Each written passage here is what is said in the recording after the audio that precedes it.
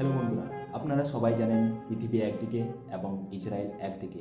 ইউএনএ vote হয় 144টিরও দেশ বেশি ফিলিস্তিনকে নতুন রাষ্ট্র হিসেবে গঠন করেন এবং এখন সারা বিশ্ব জুড়ে প্রোটেক্স এবং আন্দোলন চলছে এবং একটাই নজর চলছে সারা পৃথিবীতে গ্লোবাল সুমিট ফ্লোটিলা। আসলে এই গ্লোবাল সুমিট ফ্লোটিলা কি? এই গ্লোবাল সুমিট ফ্লোটিলায় মোটামুটি 44টিরও বেশি দেশ অংশগ্রহণ করেছেন এবং ইউরোপিয়ান দেশগুলোর নাম হলো Spain, France, Italy, Denmark, Sweden, Greece এবং তুর্কি সহ পাকিস্তান সহ এই দেশগুলো গ্লোবাল সুমিট ফ্লোটিলায় অংশগ্রহণ করেছেন। এদের মূল লক্ষ্য হলো গাজার মাটিতে পা রাখা এবং ইসরায়েলের এই প্রাচীরকে ভেঙে দেওয়া।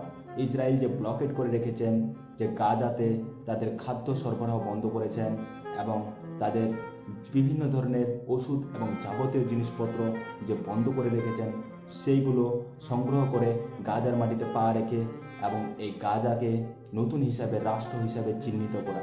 তো আপনারা এই ভিডিওটি ভালো লাগলে অবশ্যই লাইক এবং শেয়ার করবেন ভিডিওটি এবং কমেন্ট করে জানাবেন প্লিজ।